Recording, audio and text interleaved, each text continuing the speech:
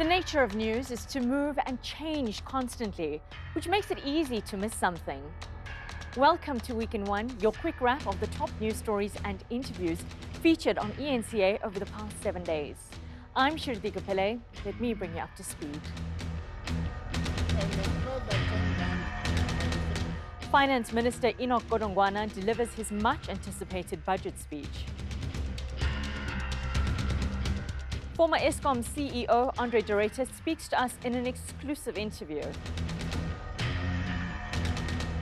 Mop-up operations continue in the Vaal area following devastating floods. The news spotlight this week focused on the budget speech presented by Finance Minister Enoch Godongwana on Wednesday. While businesses and economists were bracing themselves for any major changes, we wanted to find out what the public were hoping would improve in these trying times. When it comes to social welfare, I think that's the department that most of the people don't look at. I'm hoping that they'll focus on the pothole crisis that we've got in Johannesburg, that as well as the load shedding. And also because it's the time when varsities are open, there'll be scores of kids who can't afford to go to varsity and accommodation, misplacement. So if they can also focus on education, I think we're also expecting that as well. I think government should spend a lot more money on the electricity crisis. Not on a minister, but on actually sorting out the electricity crisis that we have. Number one thing that has surprised me is this load shedding. Like, I had never even heard of the term before I got here, where you have these power outages that kind of go in waves around the country, around the city. And for this to be like, I think, what do you guys call it? The richest square mile in all of Africa? Like Gold City, like, how does that happen? Ahead of this week's budget speech, we asked the big question on everyone's mind. How is government going to deal with Eskom's burgeoning debt? National Treasury has pledged to take over as much as 2/3 of the 400 billion rand SOEs owe. ENCA's Heidi Jokos examines whether the move will help ease rolling blackouts. One of Eskom's biggest challenges is its over 400 billion rand debt burden. In his budget speech on Wednesday, Finance Minister Enoch Godongwana will outline plans to deal with the power utilities' debt. It's expected for government to take on 2/3 of the debt. Will Treasury's move to take on its own debt from Eskom solve the problem?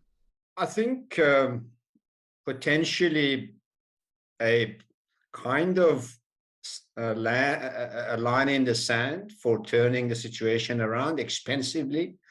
But quite frankly, there is no other option. So the fact that it will take, let's say, 2/3 and will add another 300 billion or thereabout to the national debt, converting it from contingent liability to actual liability. How effectively are you going to use this 300 billion? What does it mean for the turnaround? Because you can spend the 300 billion and not turn it around. And that is the big risk. Government is hoping that reducing Eskom's liabilities will allow the loss-making company to raise funds to carry out plant maintenance and strengthen the power grid. But it is taking a risk, and should there be strict conditions attached to the bailout. No penny of public fund money, whether it goes to the president or whether it goes to Eskom, should be without conditions. The problem that we've had this money going to SAA, to Eskom, to Transnet, to the cabinet without any conditions. They squander it as if it's freebie. In the meantime, it's a liability on the future generations. Economists widely agree that economic growth and job creation are at the mercy of a well-functioning power utility. But government needs to watch its balance sheet carefully, as taking on Eskom's debt will mean the state diving further into debt. And so I imagine that, in coming up with it's something that with the allocation that'll be put towards Eskom, it's a balancing act between the needs of the country as a whole, as well as the needs of Eskom in particular. Eskom paid 1.3 billion rand for 50 litres of diesel in November last year. In January, Eskom paid a further 1.2 billion rand for 56 litres. That's over 2 billion rand spent in less than 3 months. Will Eskom get more money from National Treasury to fund its diesel bill. In the economics, in the language of public policy, a self-interest group has been created whose economic interest is to prolong this situation as long as possible, create crisis so that diesel can be bought and they can make money. The Finance Minister's intervention can only go so far. For the country to prosper, Eskom will have no choice but to improve its operations when relieved of its debt burden. Heidi Jakos in Johannesburg. Another burning issue flagged by the public is the education sector budget.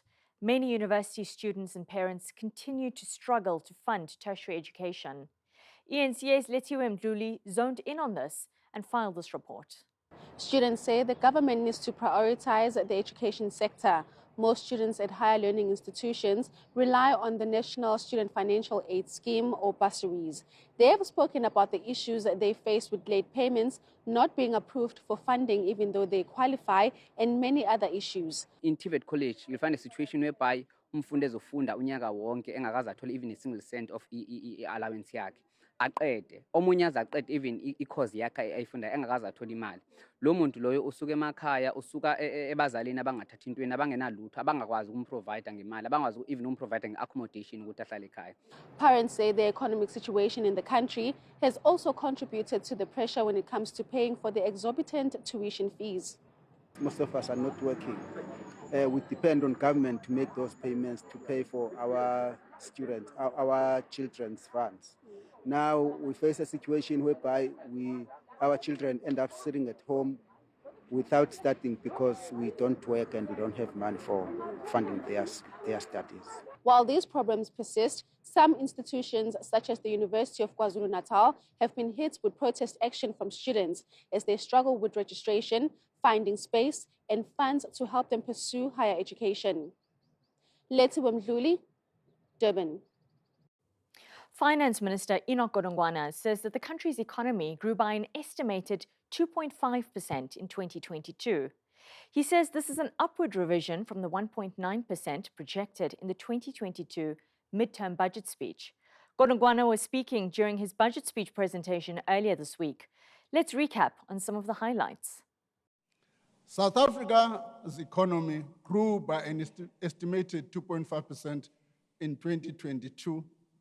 This is an upward revision from the 1.9% projection in the 2022 medium-term budget policy statement, reflecting a better than expected outcome in the third quarter of 2022.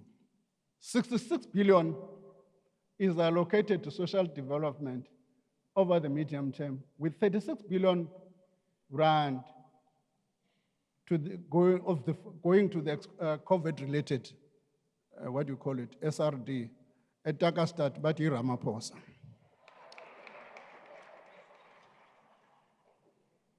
R36 billion is for SRD. 30 billion rand is used for inflation-linked increases for Ogogo.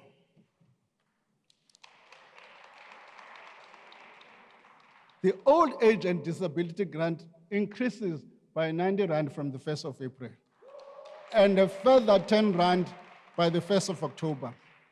23 billion and 22 billion will be allocated to health and basic education, respectively, to cover the shortfall in compensation budgets and to improve services. 8 billion is allocated for basic services through the local government equitable share. We have allocated 14 billion over the medium term to fight crime and corruption. Stay tuned to Week in One. Coming up, we look at some of the big interviews by our anchors this week.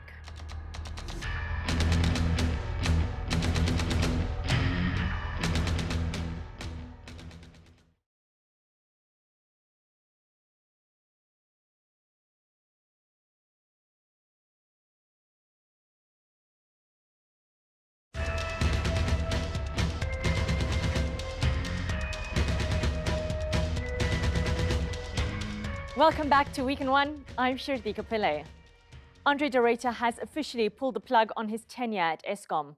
De Ruyter and the board both agreed to terminate his contract without serving the rest of his notice period.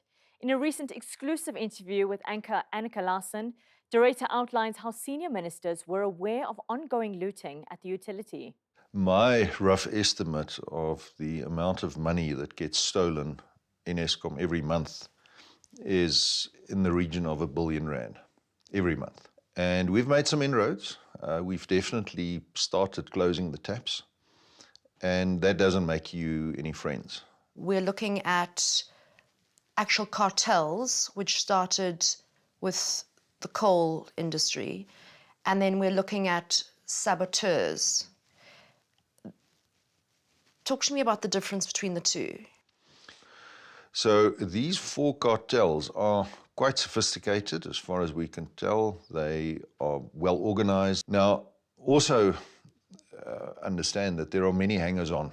So if there is a contractor who gets paid a pittance to do cleaning or whatever the case may be, to pay someone like that 5,000 Rand to walk past a gearbox with a screwdriver and just with a sharp jab knock out the sight glass where you can check the oil level. The gearbox oil then drains and the gearbox fails, and somebody who's got a maintenance contract is then called out. But the individual who committed the act of sabotage, because that's what it is not the kingpin. That's just one of the runners. Soldier, yeah. You said according to your estimation about 1 billion Rand goes missing from Eskom every month. Mm-hmm. Where is this money going to? Our informants tell us that there are people who, when they have a gathering and they walk into the room, they wash their hands in 15-year-old whiskey. Why? Because they can. Is there a link in those cases to local politicians? I would say that the extent to which this is known about, and if not condoned, at least it's left alone. Is Eskom a feeding trough, if you like, for the ANC? I would say the evidence suggests that it is. I expressed my concern to a senior government minister about attempts, in my view, to water down governance around the $8.5 billion that, by and large, through Eskom's intervention, we got at COP26. And the response was essentially, you have to be pragmatic. You have to, in order to pursue the greater good, you have to enable some people to eat a little bit. And is this high-level politician still acting as a politician, as a member of parliament, or? Indeed. Gauteng Premier Panyaza Lesufi has outlined his plans for the province. On Monday, Lesufi delivered his maiden State of the Province address, and crime fighting was high on his government's agenda. Critics have slammed his address, claiming his plans are nothing but pie in the sky. Lesufi spoke to ENCA Newslink anchor Mfundo Mabalane. Your take on just the criticism before we get to the meat of that address? Well, criticism is part of our lives. So if you don't embrace criticism, you will not grow. When we promised to scrap e-tolls, no one believed us. They said, no, it's no way that we can scrap e-tolls. They're gone now. Mm-hmm. When we said we'll recruit 6,000 young people to be trained so that they can be police people in our province, no one believed us. Those 6,000 young people are in training. Mm-hmm. And when we said we'll buy helicopters, no one believed us. Those helicopters are in our hangars now. When we said we'll buy drones, no one thought we'll buy those drones. Those drones have been delivered. We said we'll buy 400 police cars. We've donated 75 cars already to the police. The 400 cars are in our garages. So there is some sort of movement, quite a lot, significant indeed. Let's start with the crime-fighting mechanisms or your interventions. You talk of panic buttons. I'm sure you've seen already the response to that yes, most certainly it's needed. We are really struggling with crime. But the capacity, on the other hand, yes, the vehicles may be there, but some are saying you need to fill then vacancies within SAPS because many people will be logging these calls, but who will come to their aid? If you look for SAPS alone, answers from SAPS alone, I think we'll be missing the point. There are 10,000 private security firms or companies that have pledged to work with us, 10,000. How would that work? We are under one command. We are bringing subs, we are bringing the traffic police, Gauteng police, SAPS, and all the traffic under one command. And we are working through our technology to work together through CCTVs. They will utilize our CCTVs. We are utilizing the CCTV. So when you press a panic button, whoever is closer, whether it's subs or private security or Gauteng police, will be the first one to respond. So we are ready for this. We have So plenty within for the that last... relationship, how would the private sector be incentivized? Because for them, they are for profit. We would love for them to think of our safety first, but they were designed to actually pursue profit. So what would be the incentive for them that when I press a panic button, I'm not a customer of theirs. When they run, what happens? We met, we had a day with them, all of them. They committed that will give support. And we are working on those modalities that if they give support, how will we incentivize? So we are not announcing something that we are still thinking about. It's already there, it's happening. We had a session with them. All our big four private companies, security companies in our province have committed to make their resources also available for us. So if we are in a certain community and there are police will respond. If you're in a certain community, there's a private company, they will respond. And we'll have one central command to clear all matters that need to be cleared. But already we're working together. Stay tuned to Week in One. Coming up, devastating floods wreak havoc in the Vaal area.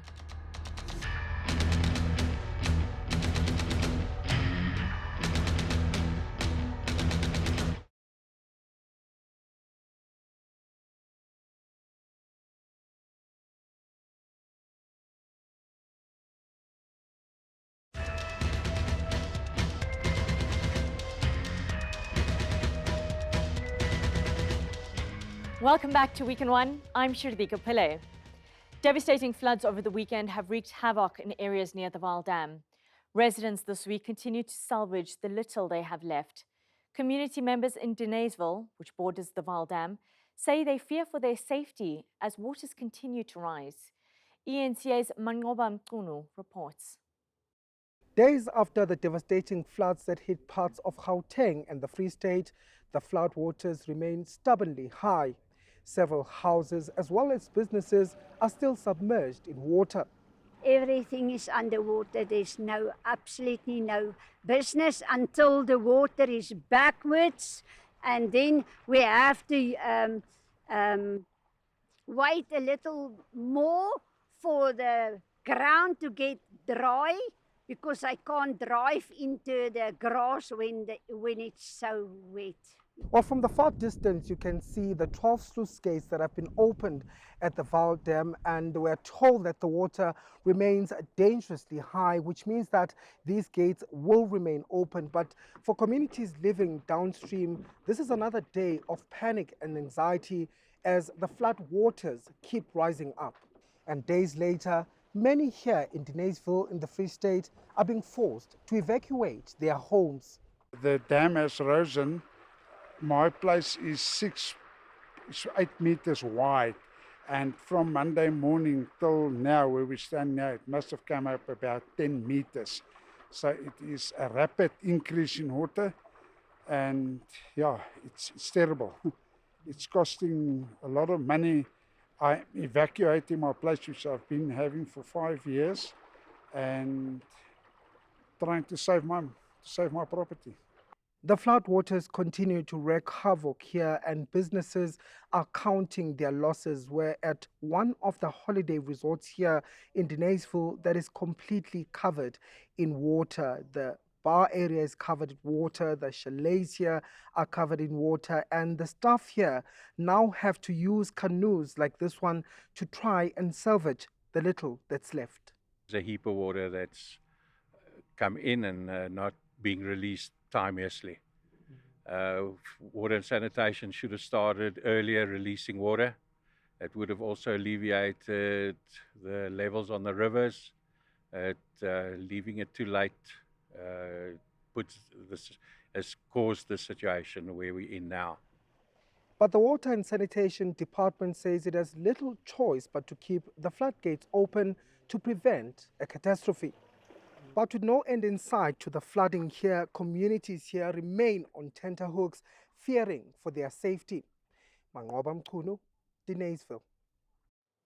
Around 1.2 billion rand is needed to dig Gauteng of its deepening energy crisis.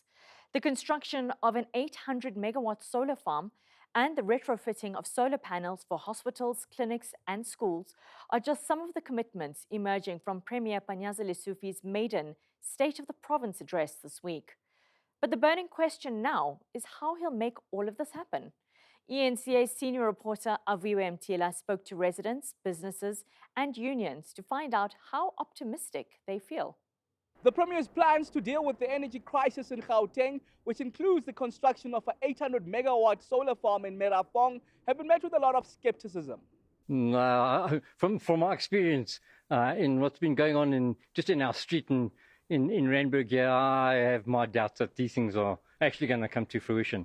We don't think this is enough. You still need more. You need an ESCOM that is working so that this can work hand in hand with ESCOM. So you need more than the 800 megawatts. The Johannesburg Chamber of Commerce and Industry says the 1.2 billion rand directed towards energy is just not enough.